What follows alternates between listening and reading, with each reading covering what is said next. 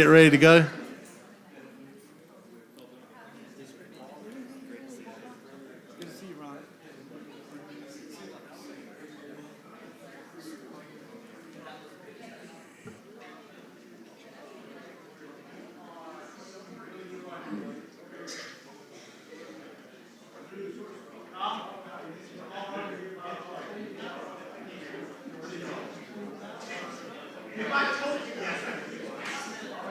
It's bad. I guess it's better. I don't need a lot of sleep.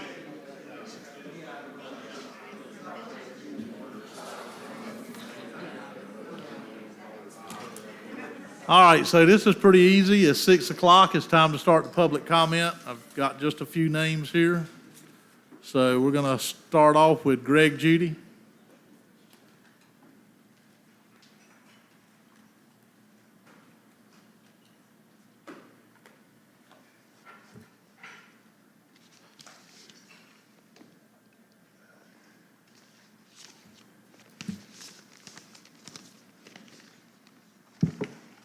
Good evening, Commissioners. I'm Gregory Judy, commercial fisherman, and I live in Washington, North Carolina.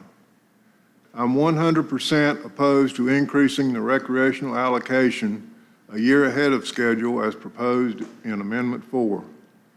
There's no scientific reason to do this.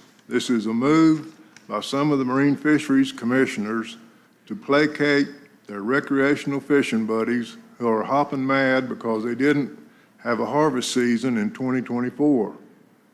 The reason they didn't have a harvest season was because the wreck fishermen killed so many southern flounder through their catch and release practices during the previous years. The southern flounder FMP is pretty straightforward in its wording. If a sector of the fishery goes over its quota, then the quota for that sector is reduced following year by the amount of the overage. But somehow, some of the MFC members have it figured that because the wreck fishermen killed more fish than their quota allowed, they should be rewarded by allowing them to kill even more fish at the expense of the commercial fishermen. How unfair is that? North Carolina General Statute 143B-289.52 calls for the fair regulation of recreational and commercial fishermen. This move to expedite the allocation of the southern flounder quota is not fair. Commercial fishermen are already struggling under restrictions to blue crabs, striped mullet, oysters, striped bass, and speckled trout harvest. Let me repeat, there's no scientific reason to reallocate the quota ahead of schedule. It would, in fact, cause more harm to the rebuilding effort because of the resulting increase in dead discards. If the MFC goes ahead with this and gives the recreational sector 50% of the quota ahead of schedule, it just underlines some of the Commissioner's commitment to the destruction of the commercial fishing industry. I thank you for the opportunity to speak. Thank you, sir. Tim Hergenrader.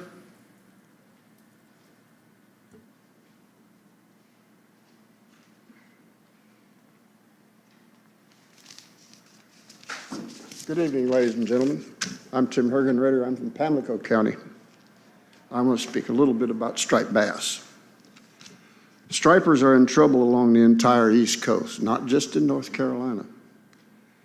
Here, the population in the new Tar Pamlico, the CSMA population, have been kept viable because of commercial nets were banned in the rivers. Wildlife Resources Commission biologists attributed striper cryptic mortality decimating their numbers to nets. Immediately, the commercial fishing industry focused on restoring nets to the rivers.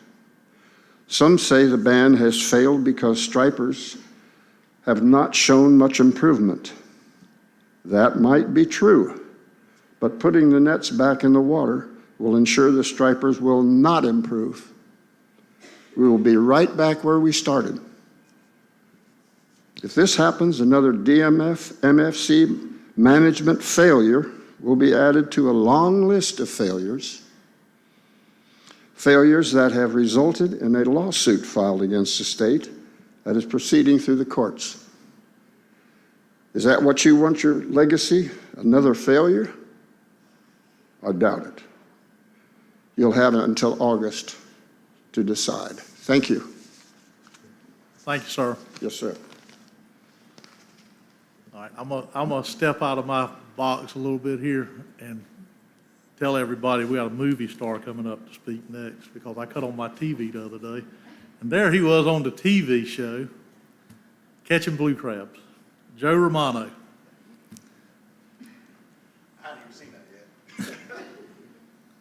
Oh, I watched it twice. All right. Good evening, Commissioners. My name is Joe Romano. I'm a commercial fisherman, owner of Seaview Crab Company.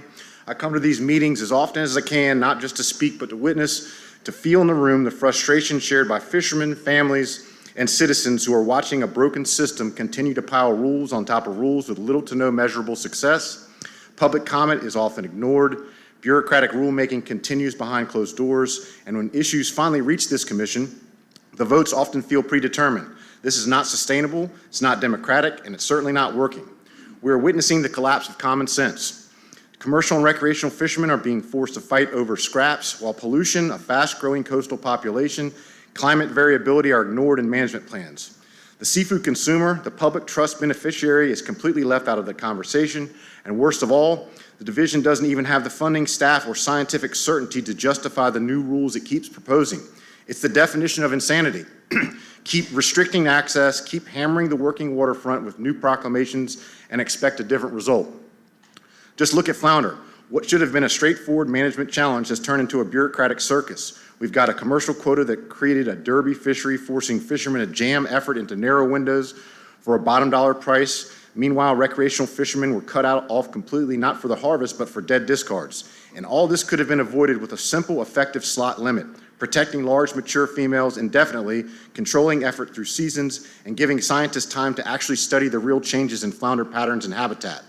Red Drum showed us that the slot strategy works. It's effective, enforceable, and fair. So why isn't it the model? Because the system loves complexity. It loves conflict, and then more than it loves solutions. Now back to the crab proposals. Again, we see rules proposed with no peer-reviewed stock assessment, no collaborative science, no appreciation for the interconnected, seasonal, highly local nature of North Carolina blue crab fishery. Big boats, small boats, river crabbers, sound crabbers, each part matters. And no one understands the sustainability more than the people whose livelihoods depend on a healthy crab population. But instead of curiosity and collaboration, we get top-down proclamations in the name of adaptive management. That's just a nicer phrase for centralized control without accountability. This isn't just mismanagement, it's a design flaw that began in 2010 when the House Bill 1713 gutted the original Fisheries Reform Act backed by the Coastal Conservation Association. It imposed a rigid 2-year deadline to end overfishing, a 10-year rebuild window regardless of biology, and a required 50% statistical probability of success for any FMP. This sounds good on paper, but in practice, it's boxed us into a corner. It's created false urgency, arbitrary rulemaking, and a total loss of trust. Let me be clear. We should be deeply skeptical of any organization that increases their own take by cutting out seafood consumers and commercial fishermen. If fishermen could work together to protect access, we wouldn't be in this constant civil war. Divide and conquer tactics from groups like the CCA have put the entire state in a regulatory full Nelson.